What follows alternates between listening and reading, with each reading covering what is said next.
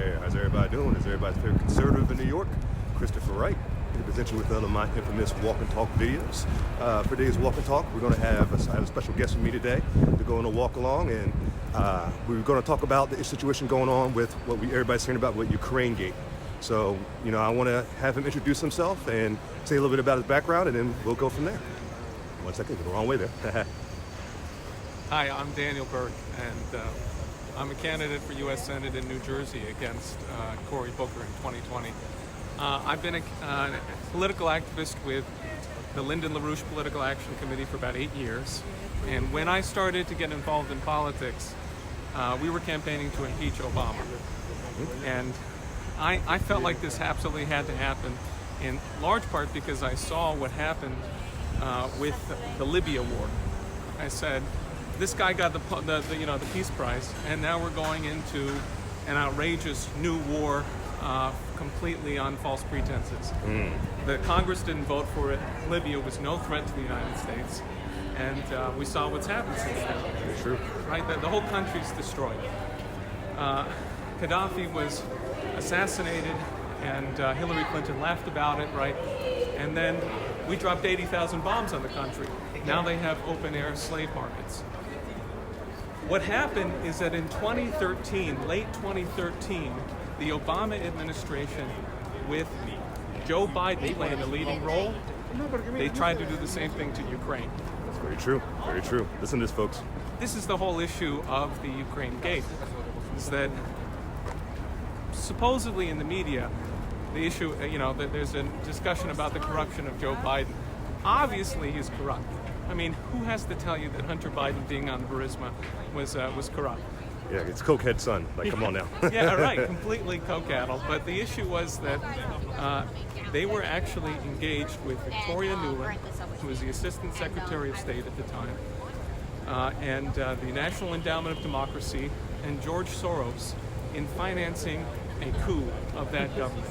It was not the same as Libya. We didn't drop bombs on Ukraine. But instead, we launched a process by which there was a opposition to the ruling government created that was completely fraudulent, and then they used military-style brainwashing campaigns on people and introduced neo-Nazis into the Euromaidan in the center of Kiev. And people may remember there were snipers on the Maidan. Well, who brought those in? To create chaos and violence and division.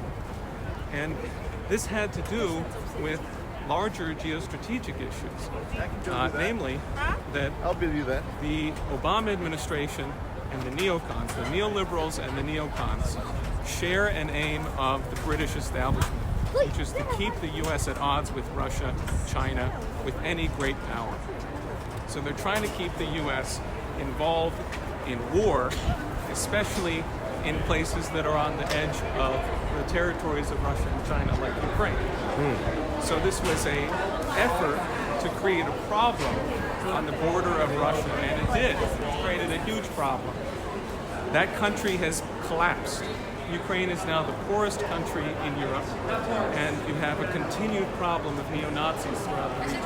Yes, and we remember that speech that Joe Biden had as well, where he pretty much brought up the fact that he joked about holding billions of dollars from Ukraine in the past as well. And now they're trying to use that, when Trump tries to bring that video up, they try to use that against him. Absolutely. In a way. Yeah, I mean, why were they providing this military aid? What was the context of this? They're trying to get a government they were trying to get a government in Ukraine that would be hostile to Russia. And that's what they figured out.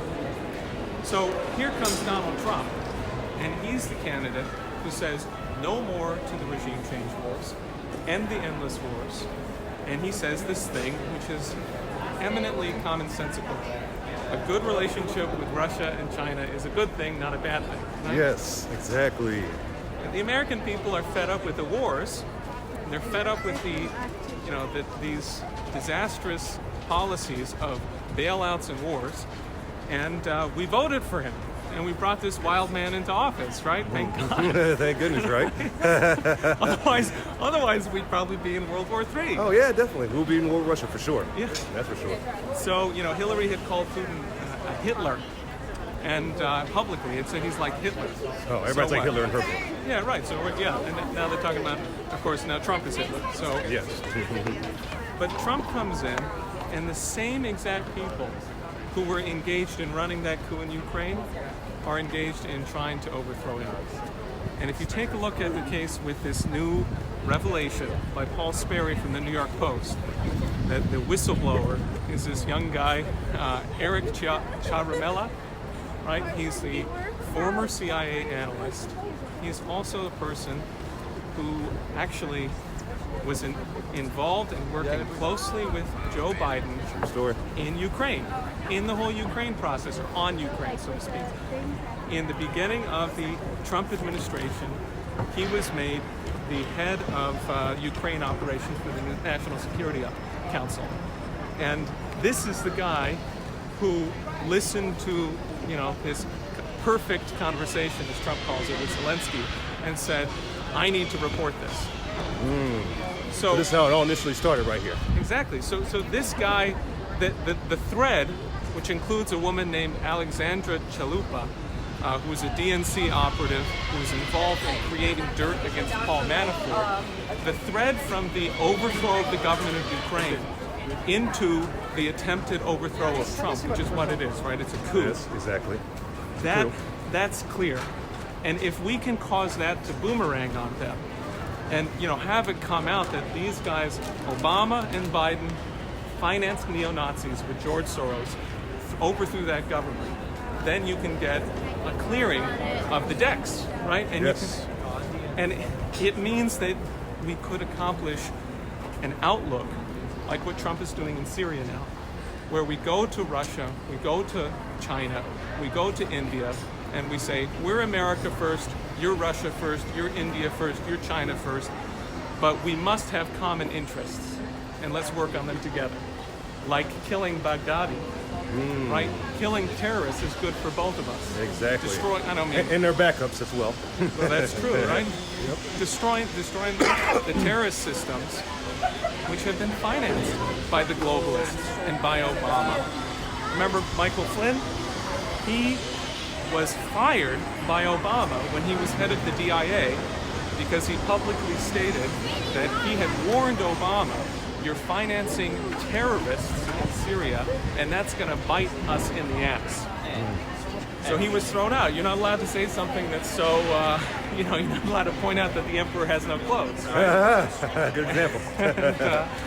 and that kind of thing is what we're talking about reversing. Trump is talking about a commonsensical policy whereby we could actually work with other countries on peace as opposed to war. So that's what I think the big story is here. My sense is that, I want to encourage people to avail themselves. We got more to discuss certainly, but I want to encourage people to avail themselves of a document that the LaRouche PAC produced, which is available on the website, LaRouchePAC.com or LaRouchePub.com, which goes through the whole story on Biden. And once you arm yourself with this kind of thing, then you can go to the town hall meetings and you can tell the Democratic candidates who voted for the impeachment inquiry, and the Democratic congressmen, that is, that they are in trouble. That we're going to make sure you're voted out unless you address this corruption, this insanity.